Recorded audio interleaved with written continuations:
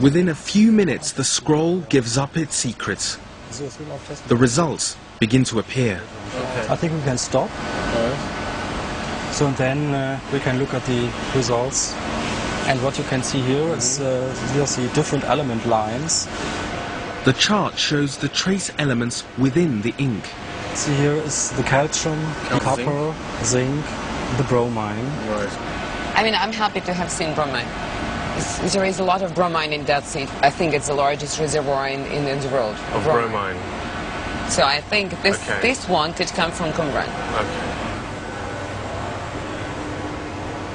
But the findings of the test on the second fragment proved to be problematic.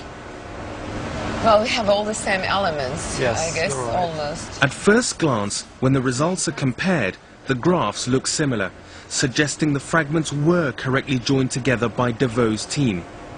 But Oliver spots an important difference. But I think here is a discrepancy, because this little peak here is only the black line, but not in the red one. What can it be? Can it be that it's lead? It could be, yes. But if it's lead, there's a difference between both things. This difference, the presence of lead in one of the samples, is important, but after only one test cannot be conclusive. To determine if both fragments were written at Qumran and belong to the same scroll, further expensive investigations are necessary, and they must wait for another day. You know, I was really hoping that for once a definitive answer was going to be given to one small aspect of the Dead Sea Scrolls, whether these two tiny fragments actually belong to each other or not. But for decades, some of the most fundamental questions about the Dead Sea Scrolls have been shrouded in conjecture and debate. It's been full of what-ifs and maybes and possiblies. But being here in this amazing place, I get the sense that it is science's turn. That perhaps the next chapter in the story of the Dead Sea Scrolls will be how science answers these fundamental questions.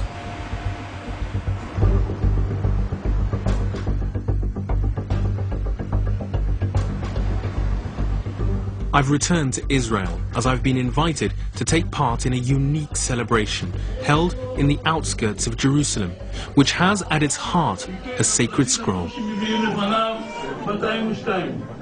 The owner of this house has paid for a new Torah scroll to be made for the local synagogue.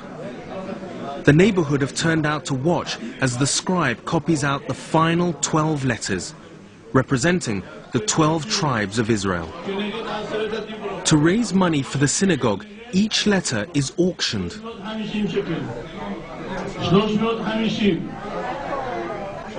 The highest bidder wins the privilege of holding the scribe's arm as he writes the letter.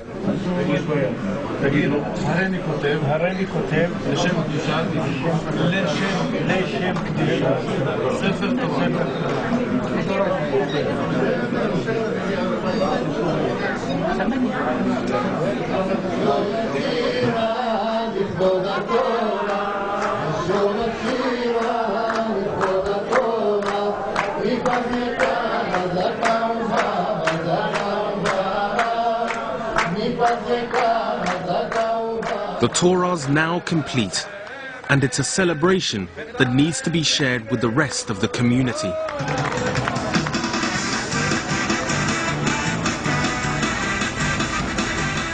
Watching the celebrations, I realized that the true value of the Dead Sea Scrolls are the scrolls themselves. For this community, it's the preciousness of the Word of God they celebrate, not what they hope will be in it. Yet my journey has been full of people projecting their own hopes onto those ancient documents. Conspiracy theorists looking for cover-ups, Christians for evidence to reinforce the Gospels, skeptics for evidence to debunk them. Even Muhammad Adib, who started it all, was hoping the scroll jars would contain silver and gold. The very survival and preservation of the Dead Sea Scrolls after 2,000 years is a miracle.